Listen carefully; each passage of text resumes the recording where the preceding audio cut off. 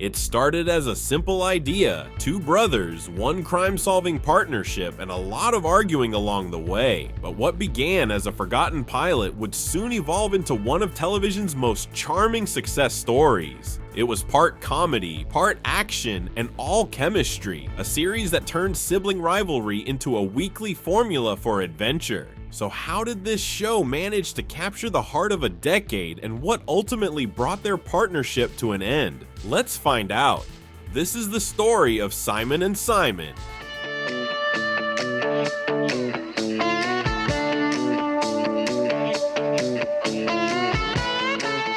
In the late 70s, CBS executives were looking for a new kind of buddy series, not another detective procedural, but something more human, more playful. They turned to executive producer Philip Daguerre Jr., who'd already made a name for himself in television. He was intrigued by the idea of a mismatched partnership, but he didn't want to copy what had already been done. Instead, he went looking for a twist. That twist came from an unproduced pilot script written by Bob Shane about a bickering husband and wife detective team. Rather than lean into marital spats, he flipped the dynamic into something far more relatable: two brothers. That simple change gave the concept a new heartbeat. The first incarnation of that idea appeared in 1978 as a pilot film titled Pirate's Key. Despite being fully produced, it never aired. At the time, CBS was actively developing what executives called a blue sky adventure series, a tropical escapist show with an adventurous tone.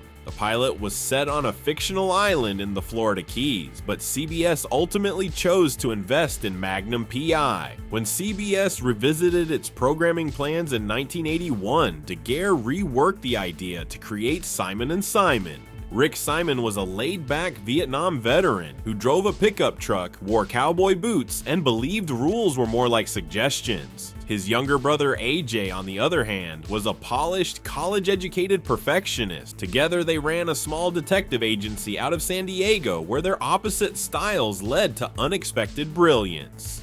From the start, Simon and Simon was built around one crucial element: the chemistry between its two leads. McCraney and Parker anchored the series for its entire 8-season run. Mary Carver was cast as Cecilia Simon, the brothers' mother. In the first season, Eddie Barth joined as Myron Fowler, a brash rival investigator who often tried to outsmart the Simons, while Jeannie Wilson played his daughter Janet, a law student who occasionally worked with the brothers. Season 3 introduced Tim Reed as Lieutenant Brown. Reed's charismatic mix of humor and authority made him a fan favorite, and he stayed until the end of Season 6, leaving after signing to star in Frank's place. To fill the void, the final 2 seasons brought in Joan McMurtry as Lieutenant Abigail Marsh, a tough, no-nonsense police sergeant who gradually warmed to the Simons and became another trusted ally.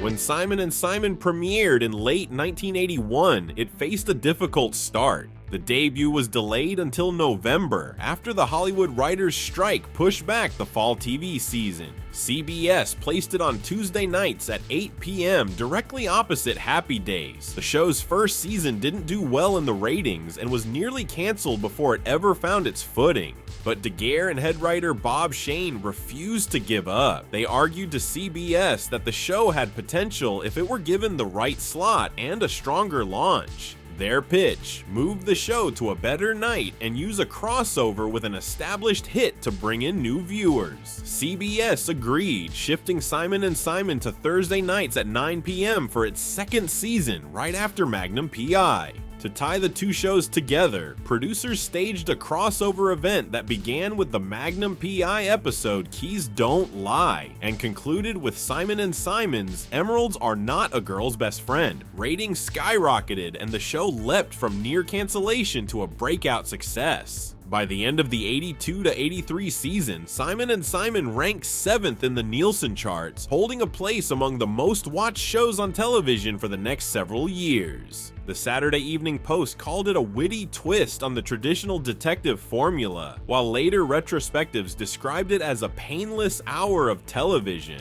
not groundbreaking, but effortlessly entertaining. By the mid-80s, the series had earned its place as a show audiences could rely on for a comforting dose of humor, heart, and brotherly adventure every week. The show's music captured the easygoing charm and adventurous spirit of its two leads. In the beginning, the series used a theme called Best of Friends, written by Barry Dvorak with lyrics by Linda Creed and performed by the Thrasher Brothers. The first season even featured two versions, an instrumental opening and a vocal version that played over the end credits. But as the show evolved, so did its sound. When the second season premiered, Barry Dvorak teamed up with Michael Towers to create a new instrumental theme. It was catchy and confident, and the new theme quickly stuck, remaining through the rest of the show's 8-season run and becoming one of its most recognizable elements.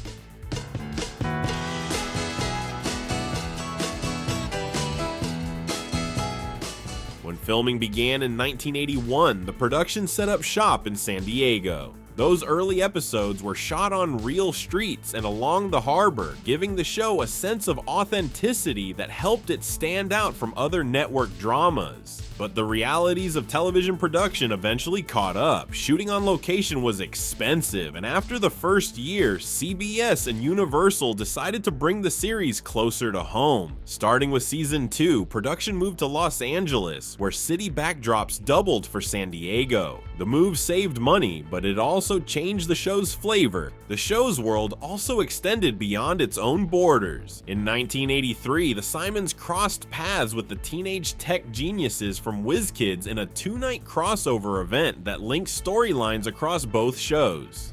The unaired pilot didn't go to waste. Its footage was later repurposed for a 2-part episode in season 2 by the same name, finally giving audiences a glimpse of the story that started it all. Creator Philip DeGuerre was ahead of his time behind the camera. He introduced computerized tools for script and production tracking, an innovation almost unheard of on network television in the early 80s. By season 7, the tone took a darker turn, with stories that gave the show an unexpected emotional edge. But the shift didn't last. By the time the final season rolled around, the brothers had returned to what they did best, solving crimes with wit, warmth, and a few good-natured arguments along the way. Years later, a different kind of drama unfolded. In the 1990s, Philip DeGuerre filed a lawsuit against CBS and Universal, claiming he'd been denied profits from the series and that a planned spin-off titled Triangle had been quietly shelved. The dispute was eventually settled behind closed doors.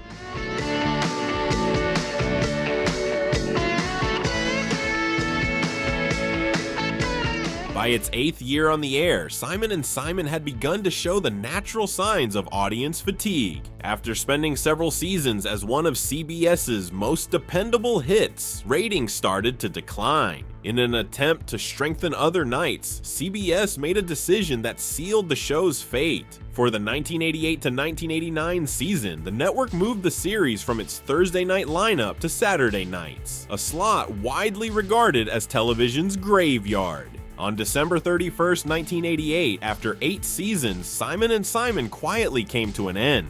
In February 1995, CBS reunited Gerald McCraney and Jameson Parker for the TV movie Simon & Simon: In Trouble Again, set years later with A.J. working as an attorney in Seattle, and Rick still living free and loose until a hijacked yacht with Cecilia aboard pulls them back into a new case. By the time of the 1995 reunion film, continuity had shifted slightly. AJ was revealed to have married Janet Fowler after the events of the series, though the two had divorced by the time the brothers reunited.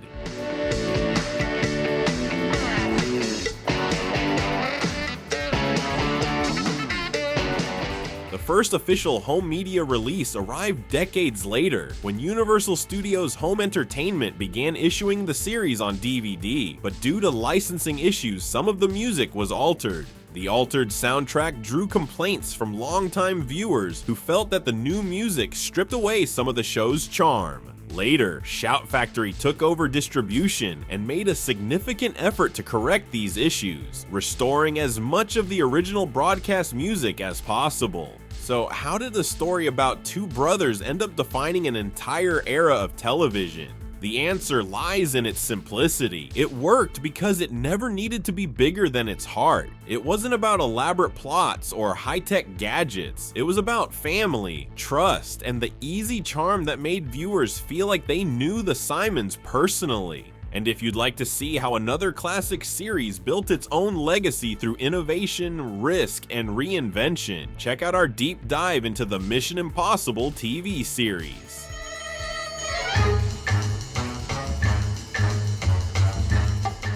Thanks for watching, and don't forget to subscribe for more awesome content.